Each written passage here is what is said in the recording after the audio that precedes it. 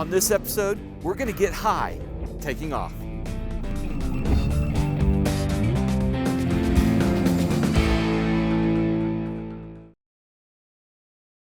Hi, I'm Dan Milliken. We are going to fly a Centurion. Now, this isn't Lola.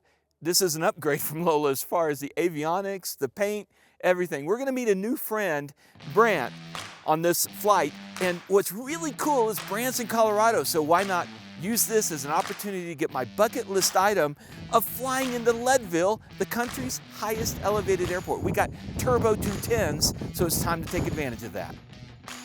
All right, Brant Phillips, you have a 210 just like mine. All right, I'm gonna let you focus on getting us out of here, but we're gonna take off from Leadville, everybody.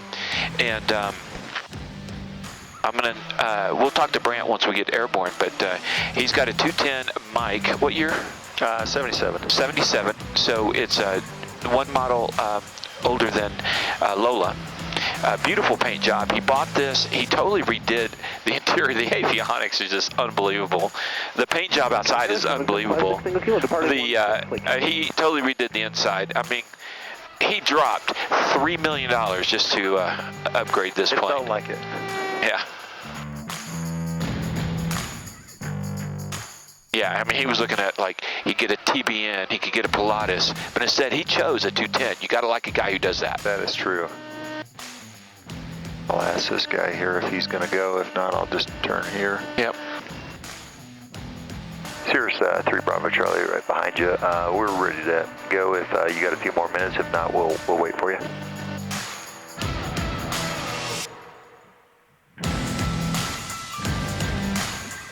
I guess he's not even up. Okay. Leadville, Centurion, 333 Bravo Charlie, entering 16 for departure southbound Leadville. Leadville traffic, it's Bravo 1430 Romeo, approximately 14 miles south of the field, and I think the Centurion will be out before we get there. Better. We'll look for you, 3 Bravo Charlie. All right, Dan. All right, let's do this. Yep.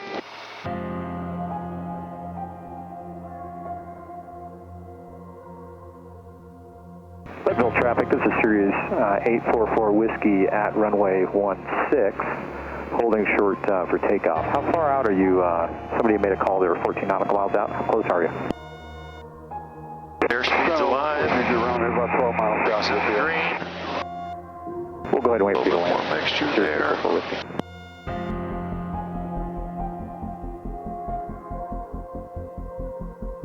Boy, it wants to take off right now.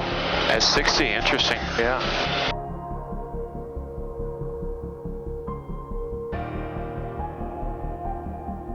We're up.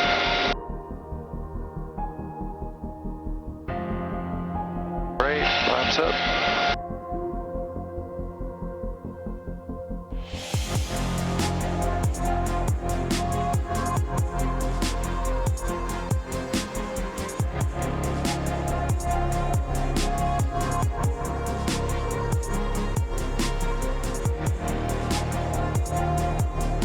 I've done a lot of, not a lot, I've done some fly fishing in these rivers. Oh, yeah? Yeah, in creeks. Not a lot, but some. Traffic, right? Okay, we'll keep an eye out. That's the guy that departed before us. 5 miles. Leadville traffic, this is Sirius 844 Whiskey. How far out is the inbound on runway 34? That's Bravo 1430 Romeo. We're about 9 miles south. I think what we'll do is we'll come in right downwind for runway 16, do a touch and go, and then head south. Okay, got it. We'll go ahead and depart then. 844 Whiskey, Leadville traffic. We headed over to the west side of the field, 30 Romeo. Great, thank you very much.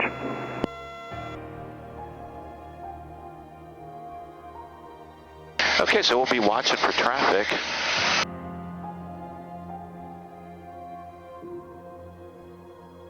They're both off at 10 o'clock. Leadville traffic, Centurion, 322 Bravo Charlie, departed pattern to the south. We're going to just hang right at the valley here and do a little bit of air work, Leadville.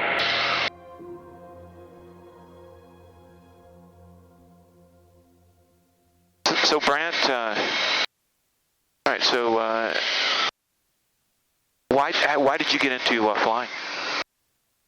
Well, my dad flew in the 60s and 70s, and I didn't fly with him then, but he always talked about it. And I got into my career in finance and had some branches, and I thought, well, it'd be neat to just be able to fly out to the branches and not have to fly commercial. And so I thought about doing that back in 2005, and I'm in lending, and 2006 on, kind of the financial crisis hit. Yeah. And, it wasn't a good time to do it then, and I just kind of put it on the back burner. And terrain ahead. then I realized that, about 2018, I was sitting on my back deck and thought, when was the last time I did that introductory flight? And I realized it was 12 years ago. And wow. I was like, geez, I'm going to be too old, to do this, or not qualify medically or something if I don't do it now. So I literally signed up the next day, and that point on, you didn't look back. No, I flew every day for at least 5 days a week anyway for the next couple of months, and then started in August and got my certificate October 1st. So and you did Part 61. Yep. So you can do a Part 61 in a couple of months, but it's flying every day. Yep. Nice. Nice. And here out of the Denver area. Yep, out of Centennial is where I went, and learned to fly there, and got my hours and got the certificate, and bought this plane actually about 6 months after I got my certificate, and then started doing the upgrades on it. Yeah, you did quite a few upgrades. So let me just ask you, I love that you bought a 210, and I'm glad you researched and decided that was the plane for you. You're in finance, you've got the money to do the upgrades. Did you even think about like, a Piper Meridian or something like that? Well, I thought about that, but you know what? It's a family of four. My wife and I and our two kids, which are teenagers now, and I wanted something that you always think bigger missions. I think initially going into it, but I thought a family of four, we're going to want to travel and be able to have bags, and ideally full fuel would be nice to go further, and. Again, the 210 was really the only plane within my budget that would do that realistically, and it does it better than a lot of the other planes out there that even for several $100,000 more, as far as useful load and so forth. So that was why I went with the 210. And you went straight after your private. You went into your instrument, correct? I did actually do that, but then, life, everything kind of hit, and then with the pandemic and COVID, I kind of got delayed, but I finally got it actually not long after the pandemic hit. I got my instrument rating in May of 2020, and so it, I probably took a year off realistically from the time I got my pilot certificate to actually get back started for the instrument rating. That's so beautiful out there. Now, you've grown up flying here in these mountains. For me, I have to really think, because I haven't done a whole bunch of mountain flying, so, each time I'm like pre-briefing myself on, all the things that come with mountain flying, the lack of performance with a high density altitude, all the way to, oxygen usage to, mountain waves. Yep. So, but it's like second nature to you. Yeah, I took my mountain flying course immediately after I got my certificate, actually, and because I knew that I wanted to, go get the $100 hamburgers and come up to the mountains and fly in and do that, on weekends and such, and so it was important to me to get that. I try to be as safe as a pilot as I can. I mean, I fix squawks immediately. I don't want any squawks on the airplane, and wanted to make sure that I was comfortable with flying in the mountains and knew, what to do and what not to do, and for safety for myself, my family, and so I just enjoyed getting out and doing that, and, Well, and combining, speaking of safety and squawks and mountains, you declared emergency one time. I did actually. Not long ago, about a year ago, my son and I were flying. We had flown some family down to Flagstaff, and we were coming back, and just past Telluride, kind of heading eastward. The week before I had gotten actually I should say a couple of months before, my plane, was in annual, and when it was in annual, there was a starter issue. The starter gear, some teeth had broken off, and I had to have the engine pulled, and they replaced, that, and I had the magnetos replaced and so forth during that annual. And so I had just gotten the plane out of annual a week prior to that. So we flew down to Flagstaff, and we were coming back, and I was at 17.5 coming over the mountains, and just didn't know it at the time, or didn't understand it or feel it, but got a mountain wave, and just didn't have any power or lift for what felt like several minutes. I think it was literally a couple of minutes. But that can feel like eternity. Yeah, and I lost altitude from 17.5 down to about 14,000. Oh wow! And you're crossing 14,000 peaks. Yeah, and I had full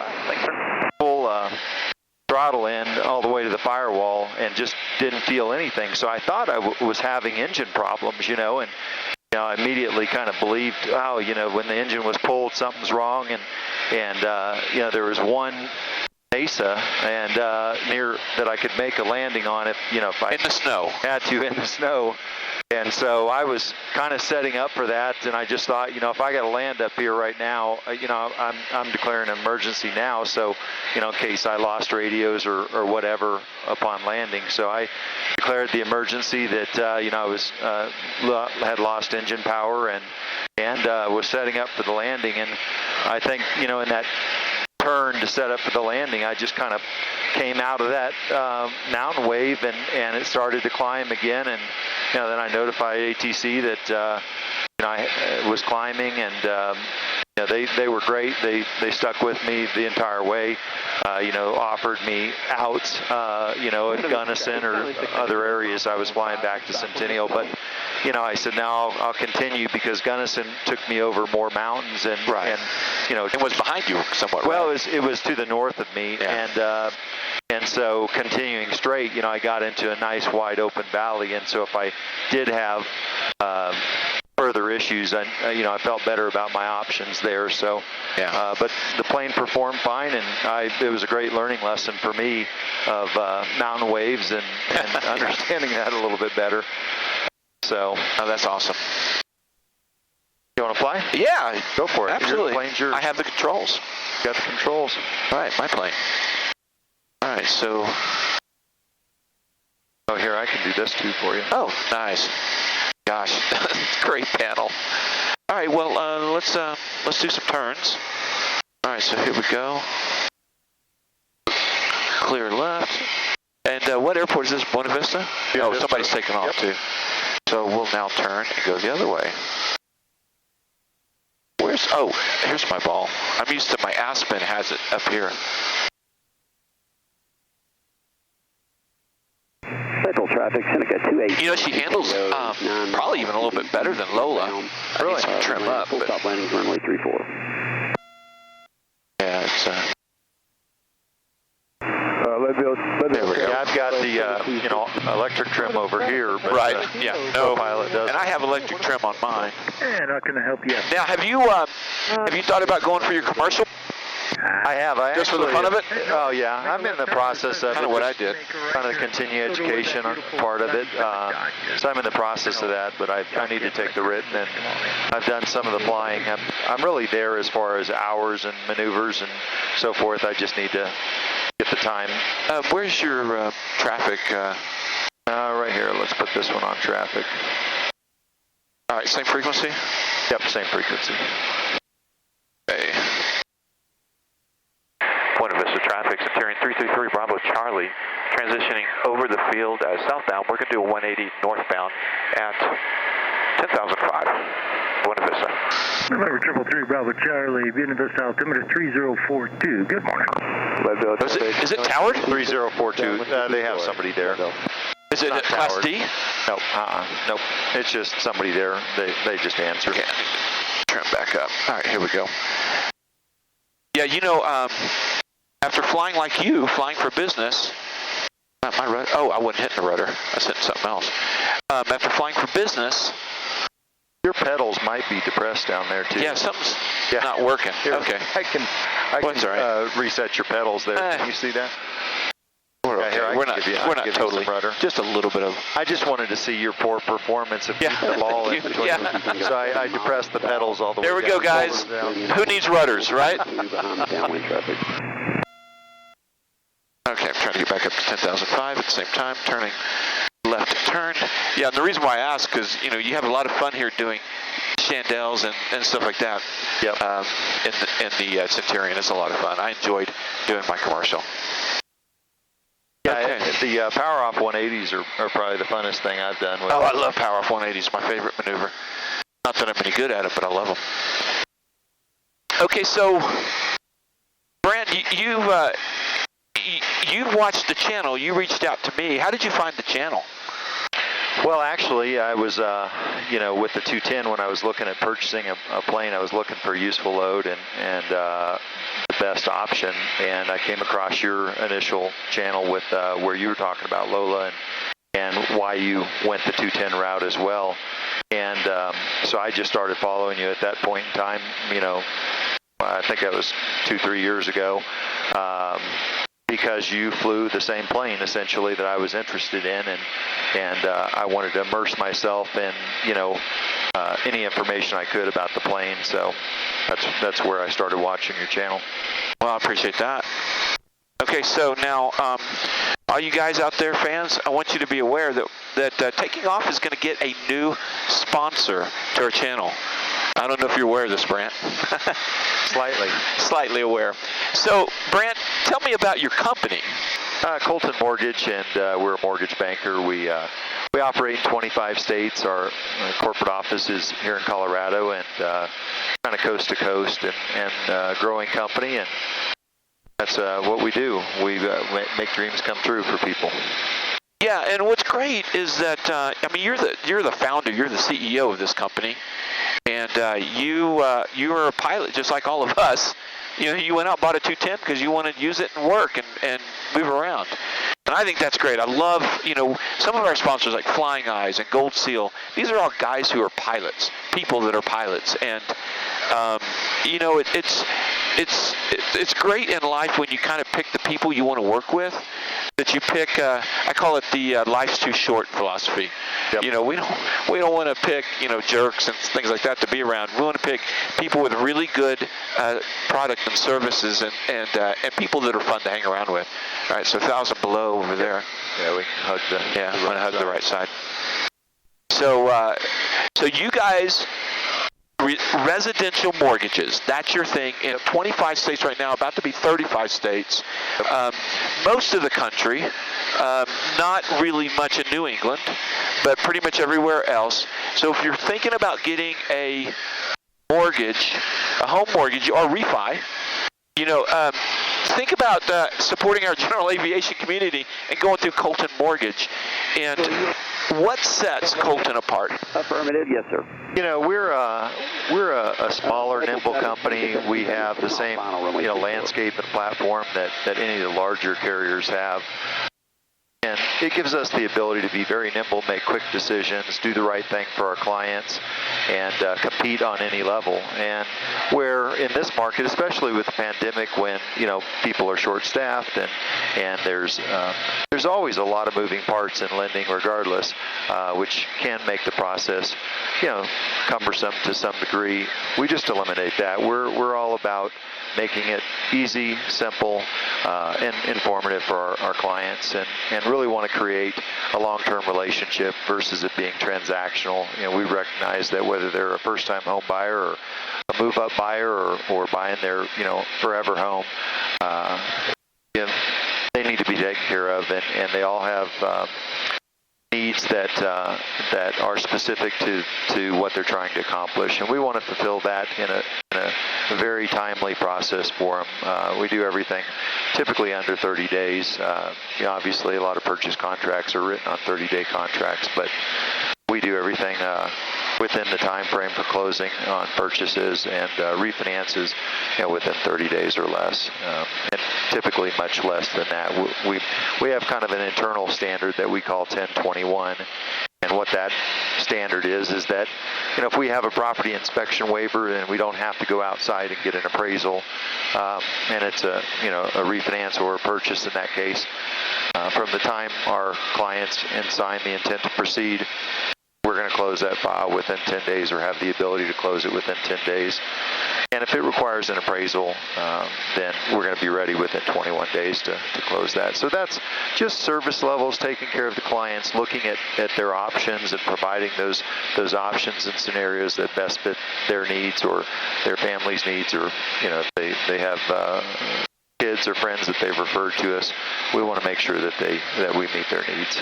Well, the important thing for Christy and I as we do the Taking Off channel, and we have sponsors and we present different products or services, it's really important to us that we either use it or we vetted it, that it's really good. And I got a chance to talk to a lot of your people, and what amazed me is story after story of a customer, of a borrower who maybe they were trying to go through a big bank, and the bank just declined them because of one small little thing. And you guys work with people and get a new FICO score, or there's story after story about how you guys really did work with the person. It's not just the big bank. And so it's something I know that just from what I've seen, Taking Off, we can certainly get behind what Colten Mortgage is doing. And, we're excited about this new partnership. I am too. Like I say, the reason that I reached out was, the commonality of flying in the 210s and so forth. But I certainly want to support your channel and appreciate you supporting Colten as well. But I just love the flying aspect of it, and any way I can associate work and flying together absolutely makes it really meaningful for me. And so that's exciting.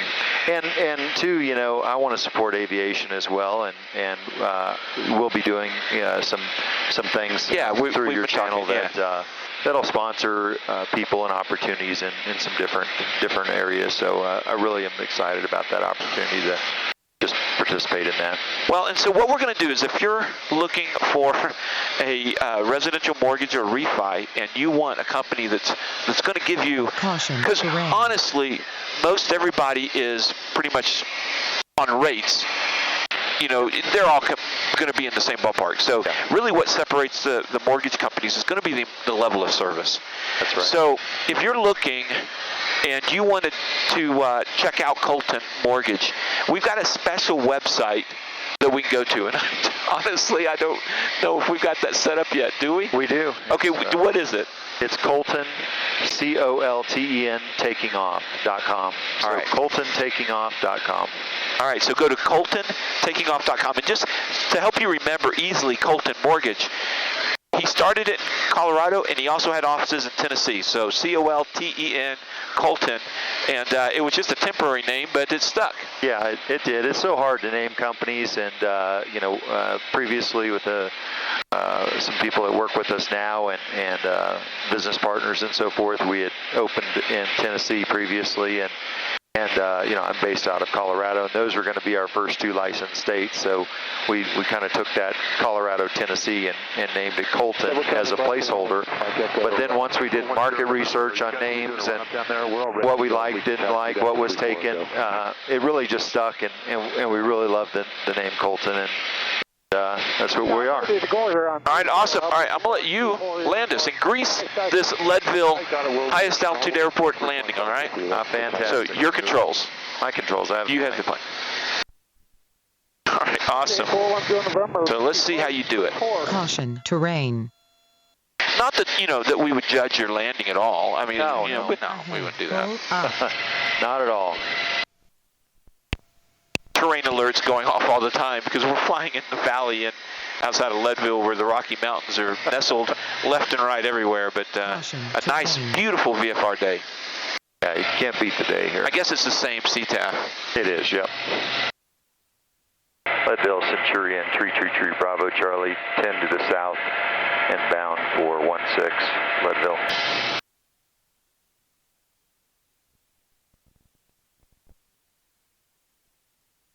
Make sure that nothing's changed. 1 Celsius. Altimeter 3054. Remarks. Density altitude Caution, terrain. 11,800. Leadville Lake, Colorado. Automated weather observation 1643 Zulu. Wind 330 at 08. Visibility. And 8410 to them, is going to depart to the south also. Leadville traffic, Centurion, Tree, Bravo, Charlie, 8 to the south at 10-5 inbound for the downwind, 16, Leadville, full stop. Caution, terrain. Caution, terrain. Pull up. This panel, though, is just unbelievable. It's, I love the glass panel myself. It's fantastic. I could very probably jealous. just, shut down some of the enunciators, but my wife loves them. She loves that, pull up, caution, terrain, pull up, I'm kidding. Leadville traffic, Centurion, 3 Bravo, Charlie. Going to switch to 3-4. We'll do short final straight in, 3-4, Leadville. I'll quit trying to distract you. You're down? Oh, you're landing 3-4, straight in. Yeah, we're going to just go straight in since that guy's taking off 3-4. Okay. Well, I told Hannah, but that's fine. I could switch it up. No, it's fine. Relatively calm. It's fine.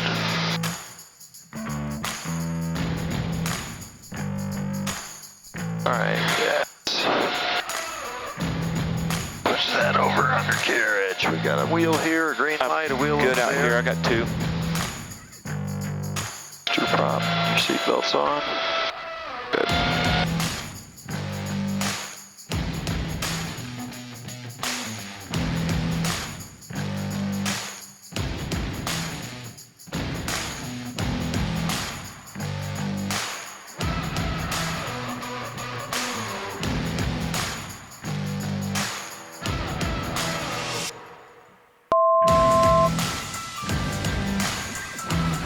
Leadville traffic left 316 Mike Echoes left cross onto the downwind, departing the pattern to the south Leadville.